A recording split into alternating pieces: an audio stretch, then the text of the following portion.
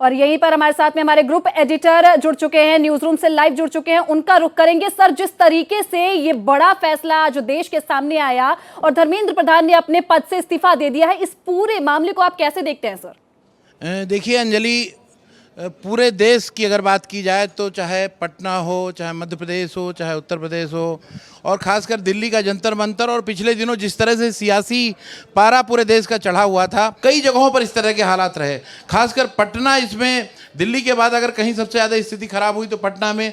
आज भी हम देख रहे तस्वीरों में पटना में काफ़ी स्थिति खराब थी, और लगातार इस बात को लेकर कयास लगाए जा रहे थे। चाहे सोनम वांगचुक का हो, उन्होंने जिस तरह से अनशन तोड़ा, और उन्होंने तो मांग नहीं करी थी, लेकिन जो अलग अलग तरीके से जो विरोधी पक्ष थे उनकी तरफ से यही बात की जा रही थी कि धर्मेंद्र प्रधान का नीट मामले में इस्तीफा हो।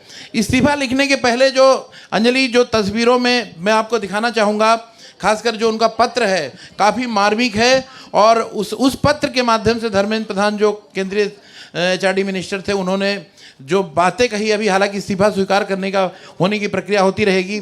मैं पिछले 4 दशकों से अधिक समय से छात्र, शिक्षक और शिक्षा सुधार के लिए समर्पित रहा हूँ।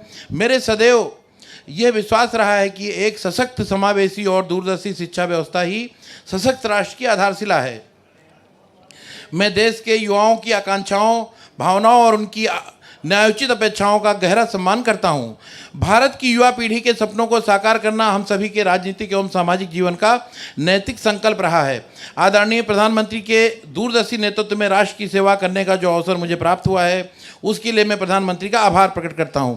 देखिए, जो इस्तीफे की पहला पैराग्राफ है, उन्होंने सीधे तौर पर लिखा कि मैं प्रधानमंत्री का आभार प्रकट करता हूं, किंतु 3 मई 2026 को नीट UG की परीक्षा में सामने आई अनियमितताएं पाई गई। भारत सरकार ने इसको तुरंत संज्ञान में लेते हुए जांच CBI को सौंपी और परीक्षा को रद्द किया एवं पुनः परीक्षा की तिथि घोषित हुई। इसके साथ ही अगले वर्ष से इस परीक्षा को CBT computer based test mode में करने का निर्णय लिया गया है। इस दौरान हमारी प्राथमिकता यह रही कि 20 लाख से अधिक छात्रों को परीक्षा सुचारू रूप से आयोजित की जाए। इसके लिए होल गवर्नमेंट अप्रोच के तहत काम किया गया है। इसमें भारत सरकार के साथ राज्य सरकार, विशेषकर जिला प्रशासन की महत्वपूर्ण भूमिका रही है। साथ ही छात्रों को, अभिभावकों और माता पिता के सहयोग से 21 जून 2024 को यह परीक्षा पूर्ण हुई। पहले ही दिन से इस पर मैंने जिम्मेदारी ली और इस परिस्थिति में कभी मुंह नहीं मोड़ा। मेरा यह संकल्प था कि हम किसी भी मेधावी छात्र की संभावना परीक्षा माफियों के कारण खराब नहीं होने देंगे, किसी भी छात्र के साथ अन्याय नहीं होने देंगे। 16 जुलाई को घोषित नीट UG के परिणाम संतोषजनक रहे, जिसमें गरीब पृष्ठभूमि से आए कई मेधावी छात्रों को सफलता मिली, परंतु इस दौरान भी कई छात्रों को गुमराह करने के लिए जिम्मेदार पदों पर बैठे व्यक्तियों ने बाधा डालने की कोशिश की, जिससे मन अत्यंत व्यथित हुआ। अंजलि, इसमें सीधे तौर पर कहा है, मैं सदैव हमारे प्रजातंत्र की शक्ति में अटूट विश्वास रखने वाला हूं तथा युवाओं की आकांक्षा, ये जो बात है दर्शकों को बताना चाहूँगा, धर्मेंद्र प्रधान ने जो अपने पत्र में लिखा है वो बात है, और अपेक्षाओं पर गहरा सम्मान करता हूं। वे केवल भारत का भविष्य नहीं, बल्कि एक नए और विकसित भारत के वाहक, निर्माता और भविष्य के शिल्पकार हैं। पिछले 10 दिनों से घटनाक्रम देखकर मेरा मन दुखी है। ये मेरे लिए व्यक्तिगत प्रतिष्ठा का विषय नहीं है। भारत की युवा शक्ति ही इस देश की असली ताकत है। देश की युवा शक्ति को भ्रम के कुचक्र में फंसने नहीं देंगे, यही मेरा संकल्प है। फिर से अपने दर्शकों को बताना चाहूँगा, ये जो पत्र है धर्मेंद्र प्रधान का पत्र है, उन्होंने इस्तीफे के लिए जो लिखा है, देश की युवा शक्ति को भ्रम के कुचक्र में फंसने नहीं देंगे, यही मेरा संकल्प है। जंतर मंतर पर और देश में जो स्थिति बनी हुई है, वो देश का राष्ट्र विरोधी ताकतें लाभ ना उठाएं, देश की एकता बनी रहे, भारत के एक भी विद्यार्थी का भविष्य कानूनी पेचीदगियों में ना उलझे। हमारे बच्चे अपना समय पढ़ाई से में लगाएं, कैरियर बनाने में फोकस करें। इसी बात पर विचार करते हुए मैंने अपना त्याग पत्र माननीय प्रधानमंत्री जी को भेज दिया है। मैं आदरणीय प्रधानमंत्री जी के मार्गदर्शन, विश्वास और निरंतर सहयोग के लिए हार्दिक कृतज्ञता व्यक्त करता हूं। साथ ही मंत्रिपरिषद के अपने सभी सम्मानित सहयोगी, मंत्रालय से के अधिकारियों एवं कर्मचारियों तथा उन्हीं व्यक्तियों का भी आभार व्यक्त करता हूं, जिनके साथ मुझे कार्य करने का सौभाग्य प्राप्त हुआ। राष्ट्र सेवा मेरे जीवन की सर्वोच्च प्राथमिकता है, मैं इसके लिए सदैव समर्पित रहूंगा। और फिर उन्होंने प्रभु जगन्नाथ जी को याद किया, धर्मेंद्र प्रधान जी ने, और श्री जगन्नाथ जी के आशीर्वाद से मैं भविष्य में भारत माता, उड़ीसा की जनता तथा देश के युवाओं को आकांक्षाओं पर पूर्ति के लिए संभव रूप से स्वयं समर्पित रहूंगा। धर्मेंद्र प्रधान।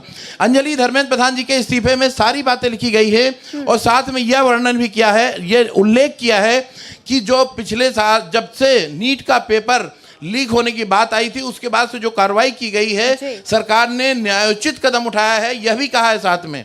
ऐसा नहीं कहा कि अगर नीट का पेपर लीक हुआ, स्वीकार भी किया, साथ में यह भी किया कि सरकार की तरफ से जो कदम उठाया है यह भी है।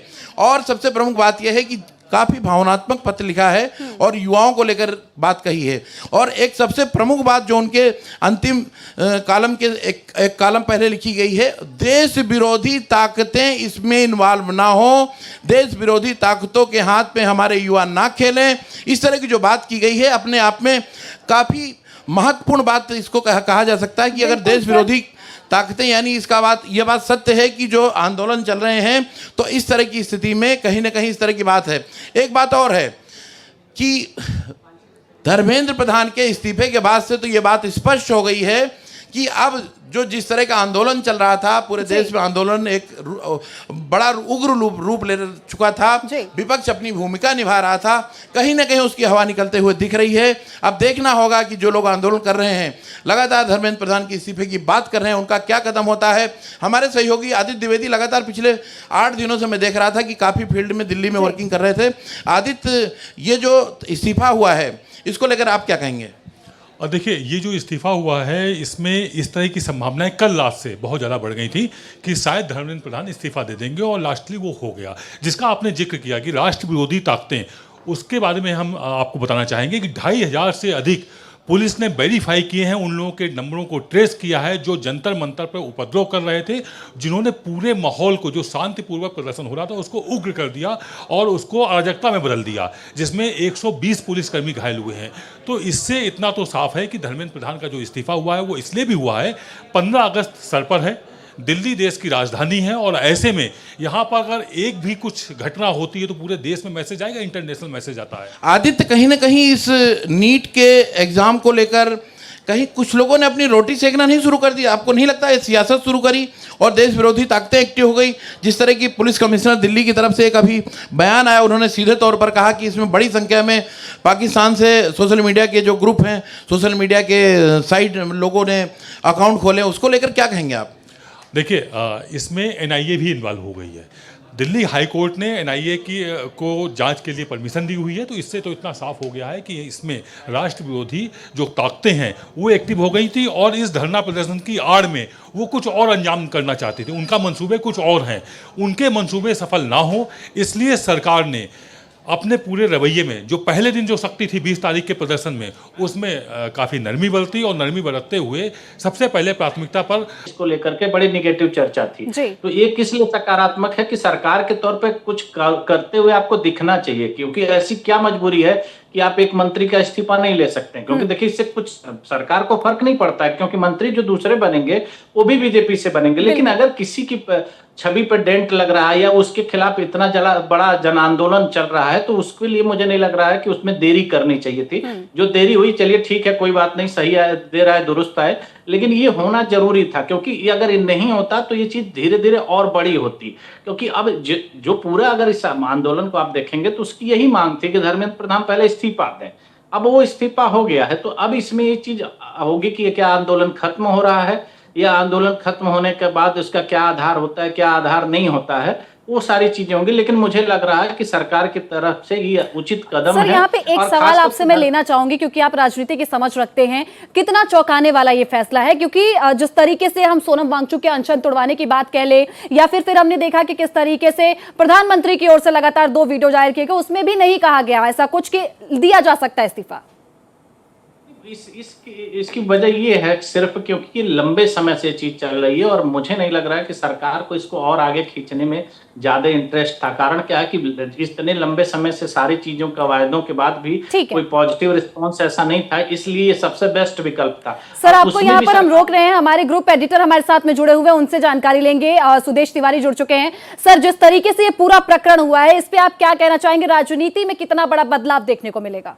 देखिए अंजलि, दर्शक जो देश की जनता है, दर्शक हैं, सबसे प्रमुख बात यह है कि सरकार को यह रुख समझ में आ चुका था कि 20 दिन से लगातार जिस तरह का आंदोलन चल रहा था, सोनम वांगचुक हो या फिर सीजेपी हो या फिर और भी विपक्षी पार्टियां हो, तो लग गया था मुझे यहाँ पर वो कहावत चरितार्थ होते सरकार को दिख गई थी, का बरसा जब कृषि सुखाने, समय बीत फिर क्या पछताने। कहीं ना कहीं सरकार डैमेज हो रही थी, लोगों में संदेश जा रहा था, क्योंकि लोगों के बच्चों से जुड़ा हुआ मामला था। एग्ज़ाम देने वालों की बात करें तो लगभग लाखों की संख्या में, लगभग 7 करोड़ बच्चे एग्ज़ाम देते हैं। और तो ऐसी स्थिति में कहीं ना कहीं घर घर में, किचन में, ड्राइंग रूम में लोगों को ये जो पूरा मुद्दा था नीट वाला, लोगों को कनेक्ट कर रहा था। तो सरकार ने इसकी गंभीरता को समझा, सरकार संवेदनशील हुई और सरकार की तरफ से ये डिसीजन लिया गया कि जिस तरह से धर्मेंद्र प्रधान ने इस्तीफा दिया, तो अपने आप में बहुत सोच समझकर और ज़्यादा खींचना नहीं चाह रहे थे, इसके चलते इस तरह का इस्तीफा दिया। और सबसे प्रमुख बात अंजलि देखिएगा कि उसमें लास्ट में उन्होंने जय जगन्नाथ लिखा है जी। उसके कई सियासी मायने हो सकते हैं, और खासकर धर्मेंद्र प्रधान के इस्तीफे में काफ़ी भावुकतापूर्ण जो कंटेंट है वो लिखा गया है। चाहे युवाओं की बात करें, साथ में उन्होंने सूचना के लिहाज से, क्योंकि केंद्रीय मंत्री हैं, यह सीधे तौर पर लिखा कि इसमें जो देश विरोधी ताकतें हैं वो एक्टिव हो गई थी। सरकार के जो, जैसा कि अभी आदित्य द्विवेदी मेरे साथ हैं, इन्होंने कहा कि एनआईए की एंट्री हो चुकी है। तो आने वाले समय में इस आंदोलन का कहीं ना कहीं ये तो पूर्ण हो जाएगा। इसके बाद आने वाले समय में आप ये मान के चलिए कि बहुत सारे खुलासे होने हैं जो सेंट्रल गवर्नमेंट की अलग अलग एजेंसियां करेंगी। आदित्य से बात करते हैं। आदित्य, क्या देखते हैं इसको आप? देखिए, ये इस्तीफा जो हुआ है, इसमें एक चीज़ तो साफ हुई है कि मोदी कैबिनेट में, मोदी के सरकार में पहली बार एक कोई बड़ा निर्णय ऐसा हुआ है जिसमें एक बड़ी अव्यवस्था को रोकने का काम किया गया है। वरना मोदी सरकार इस बात के लिए जानी जाती है कि वो वहाँ इस्तीफे नहीं होते हैं, ये खुद राजनाथ सिंह ने कहा हुआ था। तो एक तरह से देश हित में, आम जनता की भावनाओं को समझते हुए, और जिस तरह से उसका मिसयूज ना हो जाए, एक बड़ी बात यह है, क्योंकि सभी राजनीतिक दल कूद पड़े थे इसमें। वही कांग्रेस जो पहले सीजेपी का विरोध कर रही थी, वो भी, उसने भी 20 तारीख के बाद कदम आगे बढ़ा ली और इसमें शामिल हो गए। आम आदमी पार्टी, सपा, समाजवादी, सभी विपक्षी दल जो मोदी के विरोध में हैं, वो सब शामिल हो गए थे। तो उनके मंसूबों को पूरा ना होने पाए, इसको लेकर के भी ये एक कूटनीतिक अच्छा कदम है। आदित्य सही कह रहे थे, यहाँ पर श्रेय की राजनीति शुरू हो चुकी थी। जैसा कि पहले जब सोनम वांगचुक बैठे थे, उस वक्त अगर बात की जाए तो उस वक्त किसी तरह का, इस तरह का प्रभाव नहीं देखा गया। लेकिन उनकी गिरफ्तारी के बाद से, जब दिल्ली पुलिस ने लगा सख्ती की थी, उसके बाद से जो घटनाक्रम चला, सबसे पहले राहुल गांधी प्रधानमंत्री कार्यालय के प्रधानमंत्री हाउस के बाहर आवास के बाहर जाते हैं, वहाँ पर जो आंदोलन होता है, उसके बाद उसमें अखिलेश यादव पहुँचते हैं। उसी रात को उद्धव ठाकरे पहुँच जाते हैं, आम आदमी पार्टी एक्टिव हो जाती है, कुछ फिल्म अभिनेता आ जाते हैं, कुछ सोशल वर्कर आ जाते हैं। और अति तो तब हो गई थी जब कुछ पुलिस विभाग के जो सामान्य आरक्षक या सब इंस्पेक्टर, ऐसे लोगों ने भी सोशल मीडिया पे। हाँ, एक बात और भी देखने को मिली अंजलि, दर्शकों को बताना चाहूँगा कि यहाँ पर दुरुपयोग भी इस आंदोलन का सोशल मीडिया के माध्यम से, एआई के माध्यम से काफ़ी किया गया। दिल्ली पुलिस लगातार उसका बचाव करती रही। पिछले दिनों एक लड़की है, उसका फोटो चलाया गया कि उसकी मौत हो गई। तो कई तरह की जो फेक न्यूज, और तो इसमें निश्चित तौर पर यह बात साफ साफ दिखाई दे रही है। कहीं ना कहीं जानकारी प्रेस कॉन्फ्रेंस करके आज भी दिल्ली पुलिस की ओर से दिया गया कि किस तरीके से डीप फेक कंटेंट बनाए गए हैं, उसके बाद से किस तरीके से ये पूरा जो फेक न्यूज है वो पूरे इंस्टाग्राम पे और सोशल मीडिया पे फैलाया गया। दिल्ली पुलिस ने आज भी प्रेस कॉन्फ्रेंस की थी। दिल्ली पुलिस ने आज भी साफ साफ तौर पर कहा कि जिस तरह की स्थितियां हैं, और खासकर जो अभी इसी दौर में सब रोटी सेकने की अगर बात की जाए, सियासत करने की बात की जाए, तो वामपंथी संगठन भी एक्टिव हो गए। आज का जो बिहार का आंदोलन था, वामपंथी पार्टियां हैं, उनकी जो छात्र यूनिट है, उनकी तरफ से बंद का आह्वान किया गया था। आपने देखा तस्वीरों में किस तरह से उधम मचाया गया पुलिस के और आम लोगों के साथ में, छात्रों के साथ में। तो कुल मिलाकर यहाँ पर इस मौके की तलाश अगर बात की जाए तो, चाहे पार्टियां हों, चाहे अलग अलग से सामाजिक कार्यकर्ता, सामाजिक क्षेत्र में काम करने वाले हों, और देश विरोधी ताकतें हों, सब एक्टिव हो गई थी। और सरकार का जो कहीं ना कहीं इंफॉर्मेशन नेटवर्क है, उनकी तरफ से उनको जानकारी लग चुकी थी कि इस आंदोलन के माध्यम से कई और लोग एक्टिव हो गए हैं। यदि इस्तीफे की मांग की गई थी, इस्तीफे को लेकर, तो कहीं ना कहीं लोकतंत्र की ये खूबी भी है, लोकतंत्र की खूबसूरती भी है कि अगर विपक्ष या कोई अगर देश में ऐसा माहौल होता है, उसका सम्मान किया जाता है। और इस इस्तीफे को लेकर भी विपक्षी और आंदोलनकारियों के मुंह पूरी तरह से बंद हो चुके हैं। आदित्य, आपने जब उस दिन कवरेज कर रहे थे, हमने देखा कांग्रेस को कवर कर रहे थे, एग्रेसिवनेस राहुल गांधी के अंदर एक्स्ट्राऑर्डिनरी, और भी कई सामान्य मुद्दों पे तो दिखाई नहीं देते। देखिए वही बात जो आपने कही कि मौका भुनाने की कोशिश में सभी राजनीतिक दल लग गए थे। कांग्रेस में उसमें बढ़ चढ़ के हिस्सा लेने जा रही थी और होड़ सी मची हुई थी। एक तरफ संजय सिंह सोनम वांगचुक से मिलने जाते हैं वेदांता अस्पताल में, वो नहीं मिलते, बात अलग है, तो वो विपक्षी नेताओं को लेते हैं, उसमें समाजवादी पार्टी के कुछ कम्युनिस्ट इस तरह से लेकर पहुंचते हैं। एक तरफ राहुल गांधी पहुंचते हैं, प्रधानमंत्री आवास के बाहर पहुंचते हैं, गांधी स्मृति पहुंचते हैं, वहां पर वो दिखाते हैं कि हमारे साथ ज़्यादा विपक्षी नेता हैं। तो ये कंपटीशन था, कंफ्यूजन था आपस में, विपक्षी एक नहीं थे। और बता दें एक बड़ा रहस्य, सोनम वांगचुक का जो अनशन टूटा है, उस अनशन को तोड़वाने वाला कांग्रेस का ही एक सांसद है। उसने पीछे से पूरा एक रोल प्ले किया है, उसने उसमें सरकार के साथ में जो टाई अप कराया है। इसके लिए कांग्रेस को देखना चाहिए कि अभी भी उनका घर टूट रहा है। आप बड़ा खुलासा कर रहे हैं, क्योंकि अभी ये दौर चल रहा है देश में कि कांग्रेस भाजपा में कोई ज्यादा दूरियां नहीं बची। मैं नाम भी ले सकता हूं उन सांसद का, राज्यसभा सांसद हैं, मध्य प्रदेश से आते हैं, आप बेहतर से उनको जानते हैं। उन्होंने पूरा रोल प्ले किया है, तब जाकर के सोनम वांगचुक का अनशन समाप्त हुआ था। चलिए, कम से कम इस तरह की बातें सामने आ रही हैं, ठीक है। और जो ये भी बड़ा हुआ, खुलासा किया है सर आदित्य जी ने, ये बहुत बड़ा खुलासा किया है भारत एक्सप्रेस पर। बिल्कुल, तो निश्चित तौर पर कुछ भी हो, अगर मध्य प्रदेश से आने वाले कांग्रेस के सांसद हैं, हालांकि अभी की जो सियासत है, मैं पिछले 2019 से देख रहा हूं, कांग्रेस के विधायक भाजपा में आ जाते हैं, कांग्रेस के सांसद भाजपा में आ जाते हैं, कांग्रेस का सांसद का प्रत्याशी भाजपा के प्रत्याशी के समर्थन में नामांकन नहीं भरता। तो अब ये छोटी बात हो गई है सियासत में वर्तमान में, लेकिन कहीं ना कहीं चलिए, अगर अनशन खत्म कराया है तो देश के लिए अच्छा है, शांति का वातावरण है, देश के वैज्ञानिक रहे हैं। तो कांग्रेस ये चाहती थी कि अनशन समाप्त ना हो, और उसके बाद उन राज्यसभा सांसद ने अनशन समाप्त कराया। ये एक बड़ा चौंकाने वाला मामला है। रोटियां सेकने का मौका यहां पर सरकार ने नहीं दिया है। फिलहाल बहुत शुक्रिया आप दोनों का सर।